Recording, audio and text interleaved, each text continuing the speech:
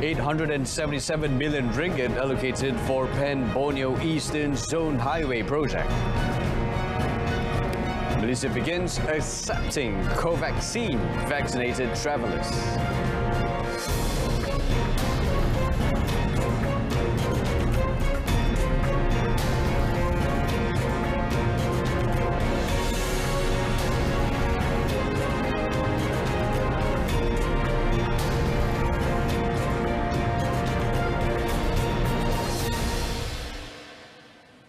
Welcome to News at 10 with me, Brandon Lepore. A sum of 877 million ringgit has been allocated for the construction of the Penang-Borneo Eastern Zone Highway project. According to Prime Minister Datuk Seri Semasa, the project will cover a 58-kilometre stretch of land across Sandakan and Telupit. Skop pembinaan 3 pakej kerja ini melibatkan kerja-kerja menaik taraf jalan persekutuan sedia ada dari 2 lorong ke 4 lorong, dari Sandakan Mile 32 ke Sungai Bauto, dan ini turut melibatkan pembinaan satu persimpangan bertingkat di Sapi Nangoh dan 3 jambatan di Sungai Monyet, Sungai Muanat dan Sungai Manduring. Kerja-kerja pembinaan telah bermula pada bulan ini dan dijadualkan siap sepenuhnya dalam tempoh 3 tahun, iaitu pada bulan Oktober 2024. The Prime Minister said this during the launching of the Eastern Zone Penang-Borneo Highway at Dataran Tamu Pekan Kota in Kinabatangan, Sabah. The route will provide safer, efficient and more comfortable transportation connectivity for Beluran residents. It will also stimulate the tourism sector in Sandakan as well as agricultural sector in Telupit. A connected transportation network does not only boost the local socio-economic activity, but will also reduce development disparity between districts, especially the rural areas. Meanwhile, Datuk Seri Semasa informed that a 14 million ringgit allocation has been approved for the implementation of 3 development projects in Kinabatangan. From the sum, 6 million ringgit is allocated for construction of the Kinabatangan Community Hall, 5 million ringgit for the public market, and 3 million ringgit for waste disposal centre. Yes, lulusannya dan perlu disegerakan. Pasar, tempat sampah, Dewan Serbaguna. 3. Okay. Ini untuk kota Kinabatangan. Aside from that, the Premier also announced 105 new projects in all of Sabah involving 1.9 billion ringgit in costs next year. The projects will include roads upgrade in Beluran, Telupit and Suk, as well as water supply projects in Marudu, Tuaran and Pulau Bangi. Datuk Seri Semasa also announced a secondary schools construction project in Lung Manis and 24 additional classrooms project for SMK Pasir Puteh in Sandakan. In another development, the rural urbanization agenda will be intensified to eradicate poverty and improve rakyat's quality of life. According to Datuk Seri Semasa, through the concept of urbanizing the rural, more attention will be given to infrastructures such as roads, electrical supply, water and telecommunications to drive development in such areas, create new job opportunities and reduce the migration of youths. Jadi kalau ini mencukupi di luar bandar, ya, jadi banyak perkara yang boleh dibawa ke luar bandar. Kilang-kilang akan mendirikan kilang di luar bandar jika mempunyai jalan perhubungan yang baik dan infra lain mencukupi. Tapi kalau tidak ada, mereka sukar untuk datang ke luar bandar. Jadi bermakna kalau mereka datang ke luar bandar membawa industri dan sebagainya, tentu sajalah ekonomi dapat ditingkatkan di kawasan tersebut. The Premier said he will organize discussions with the Rural Development Ministry on the matter soon. Meanwhile, Datuk Seri Semasa said the government remains steadfast on eradicating poverty in Sabah, Sarawak, Kelantan, Terengganu and Kedah, in line with the 12 Malaysia plan that aims to eliminate poverty by the year 2025. Now moving on, Barisan Nasional's lineup of 28 candidates for the upcoming Malacca state election will see 86% or 24 of them being new faces, with just 4 being incumbents. Datuk Seri Muhammad Hassan, BN's election director for the Malacca state polls, announced today that there are 5 female candidates out of the 28 named. In announcing the 28 candidates from BN as the coalition goes alone into the polls without any allies, Datuk Seri Mohamad also said that 28% of the 28 candidates are aged below 45 years old. The 28 candidates are 20 from UMNO, 7 from MCA and 1 from MIC. According to him, the candidates aged below 50 years old are from various professions comprising medical doctors, lawyers, engineers and others.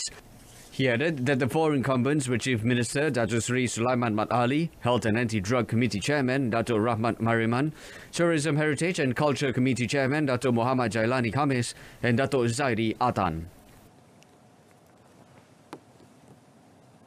In a related development, Berita Nasional Chairman Tan Sri Muhyiddin Yassin today said the coalition will also contest in all 28 seats in the Malacca state election.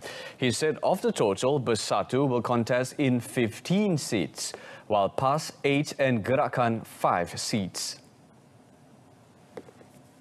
Maka selaras dengan prinsip demokrasi dan tanggungjawab parti politik untuk menyertai pilihan raya dan juga kesedaran untuk menawarkan kepimpinan yang bersih dan berintegriti kepada rakyat negeri Melaka, Majlis Tertinggi Perikatan Nasional juga telah memutuskan bahawa Perikatan Nasional akan bertanding di semua 28 kursi Dewan Undangan Negeri Melaka ini. In terms of candidate background, Tan Sri Muhyiddin said 43% of PN candidates are aged 40 and below, and most of them are professionals and highly educated.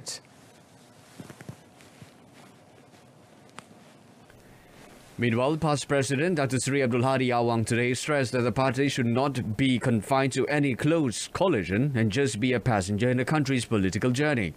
Instead, he said the party should be a strong co-leader in the coalition in order to gain support from the people.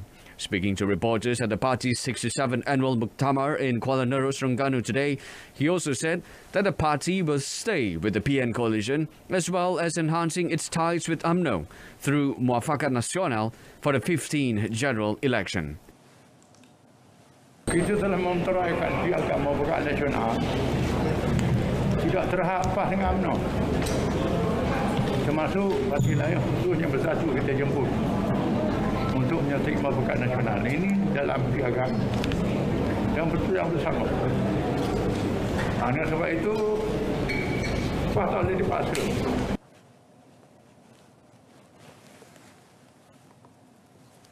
In a related development, Pakatan Harapan Chairman Datuk Sri Anwar Ibrahim said the party will contest all 28 seats in the coming Malacca state elections, and former Chief Minister Datuk Sri Idris Harun will contest under its banner at the Asahan state seat, while Datuk Nur Azman Hassan will defend his Pantai Kundur seat.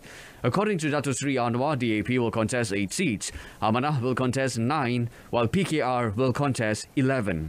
He also said that Datuk Sri Idris has been accepted as a PKR member, while Datuk Nur Azman has been accepted as an Amanah member. Police will set up roadblocks in several strategic locations in Malacca throughout the state election. According to Bukit Aman Internal Security and Public Order Department Director, Dato' Hassani Ghazali, this is to ensure only those who have completed their vaccination could pass through the state borders. Mungkin kita akan melakukan sekatan jalan raya di pintu-pintu masuk negeri Melaka. Mungkin besoklah kita akan laksanakan, dan bagi memastikan tiada pergerakan orang-orang yang tak berkenaan masuk ke negeri Melaka lah. Contoh, yang tak ada vaksin masuk ke negeri Melaka sewenang-wenangnya, dan kita di SJ tu kita akan cek satu vaksin lah, ada sijil vaksin atau tidak sebagainya. Yang kedua, kalau dia balik untuk mengundi, adakah dia pengundi yang mendaftar betul di sini? He added the police also plans to enforce a no-fly zone on drones over the course of Malacca state election.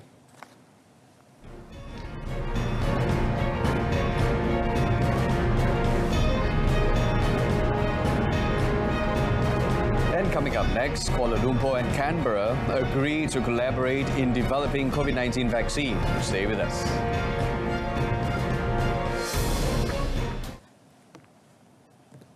But first, Health Minister Khairi Jamaluddin announces today that Malaysia accepts travellers who receive the India-made Covaxin vaccine.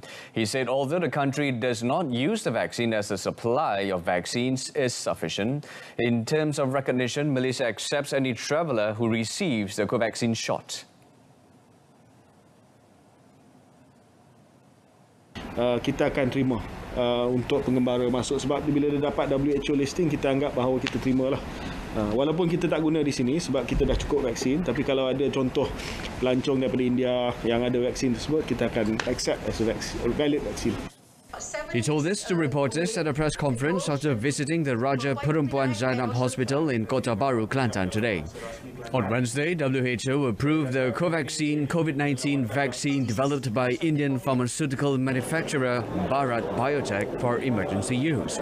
Covaxin, which has a 78% efficacy against COVID-19, is suitable for use in low and middle income countries for the prevention of SARS-CoV-2-induced COVID-19.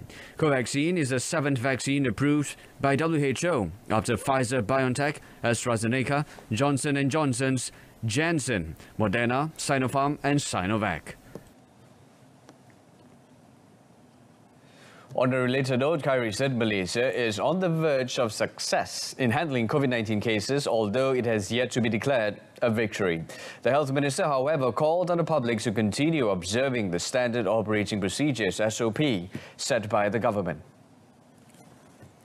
Khairi also said that there are only two states, Kelantan and Sarawak, that are still under Phase 3 of the National Recovery Plan, while the other states have all moved to Phase 4.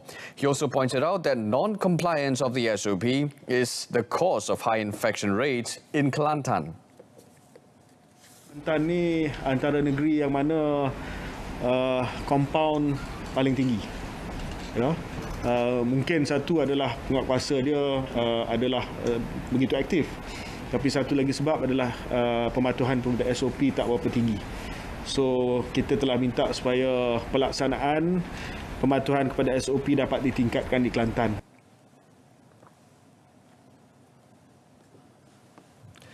Kuala Lumpur and Canberra have reached an agreement on working closely in developing COVID-19 vaccines. With the understanding, both countries agreed to share knowledge and technology in developing vaccines, in addition to strengthening the existing bilateral relations in facing the post-pandemic era. Particularly under the three main pillars of the CSP framework, namely economic prosperity, society and technology, as well as defense cooperation and regional security. Dato' Saifuddin and his Australian counterpart Marise Payne were met after co-chairing the 4th Malaysia-Australia Annual Foreign Ministers meeting earlier today.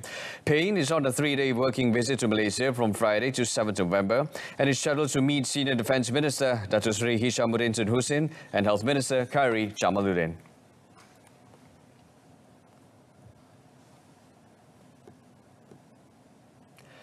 Malaysia and Australia are considering the possibility of reopening their borders in the nearest future.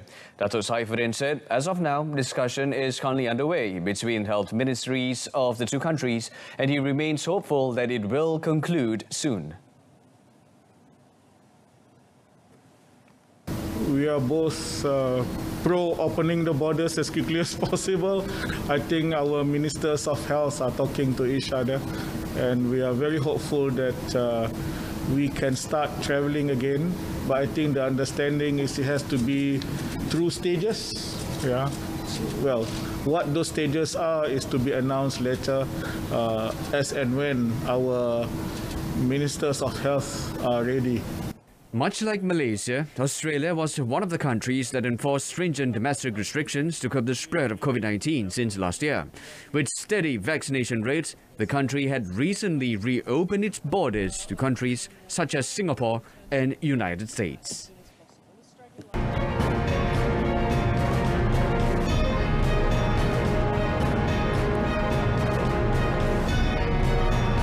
And in sports, MSN proposes suggestions to improve on did not start rule. Stay with us.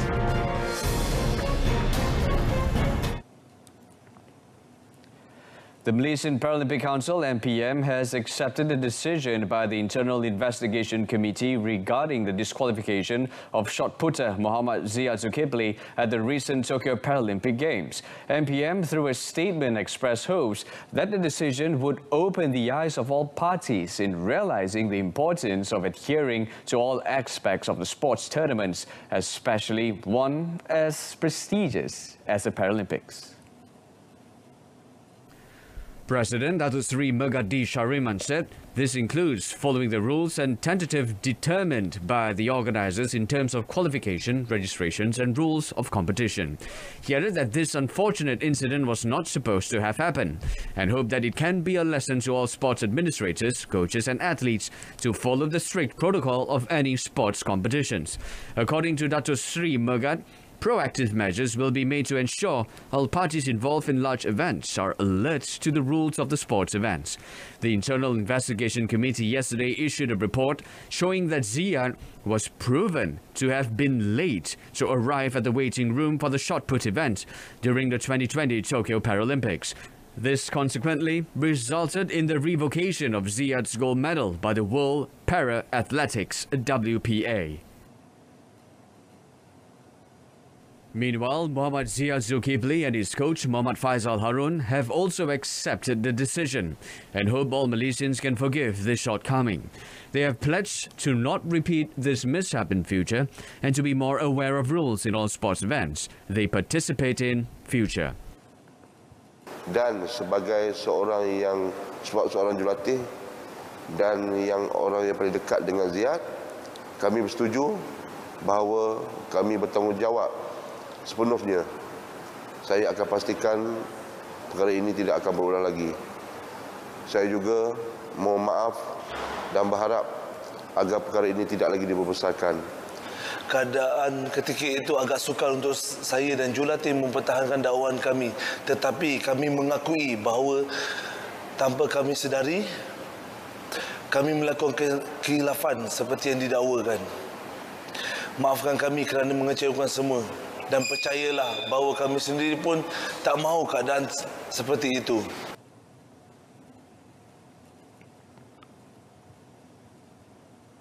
In a related development, the National Sports Council, MSN, and the National Para-Athletics Association have called on the World Para-Athletics, WPA, to clarify the did not start DNS rule. Now, the purpose is to avoid future confusion over the issue, as experienced by Muhammad Ziyad.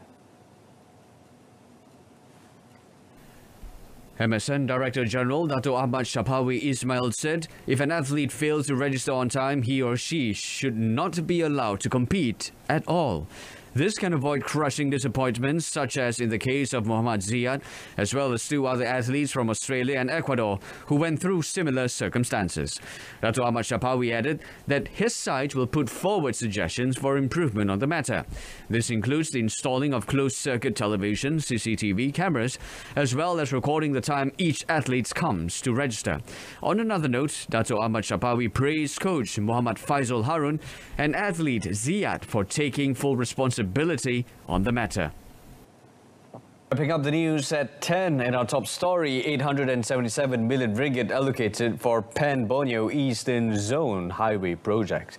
Join us again at 12:30 tomorrow afternoon. Till then, I'm Brandon Paul. Stay tuned to Saluran Berita RTM and have a pleasant evening. Take care.